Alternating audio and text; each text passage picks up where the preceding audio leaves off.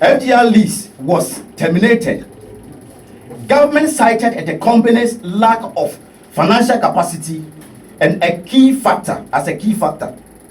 Workers therefore expected that any new operator will be vetted thoroughly with transparent and verifiable proof of financial commitment. Now, ladies and gentlemen, the company's current effort is primarily directed towards the hauling and treatment of old tailings materials.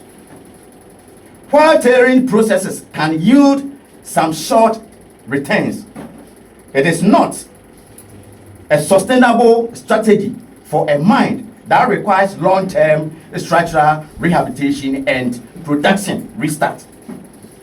If the objective was merely to process tailings, the former operator could have done so without the lease being terminated.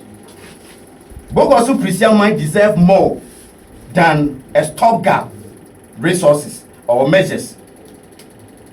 It needs a complete operational turnaround. Heat Goldfields failure to meet its financial obligation to the former workers of the Bogoso-Prestea mine forced us to ask the minister some difficult but necessary questions. Honorable Minister Amakufibua, these are the questions. 1. What level of capacity committed did Heat Goldfields present before acquiring the lease? 2. What assurance or proof of funding were evaluated by the government of Ghana? 3.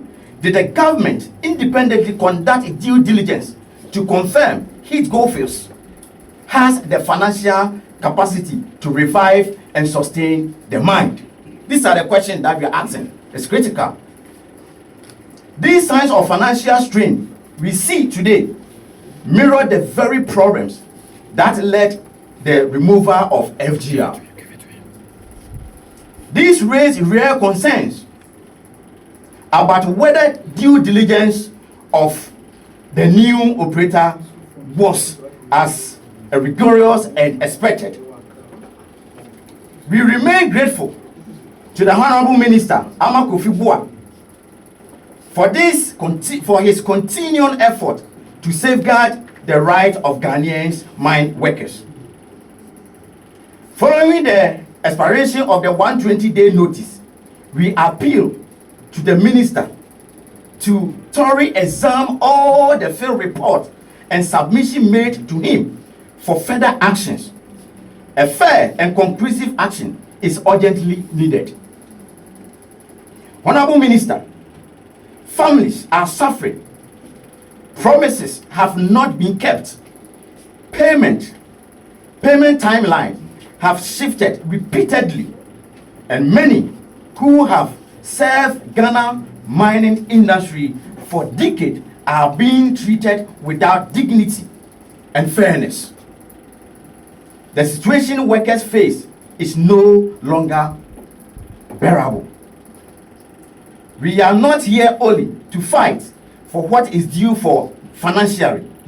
We stand here today on behalf of many in pursuit of justice, accountability, and dignified future for the men and women who built and sustained this mine.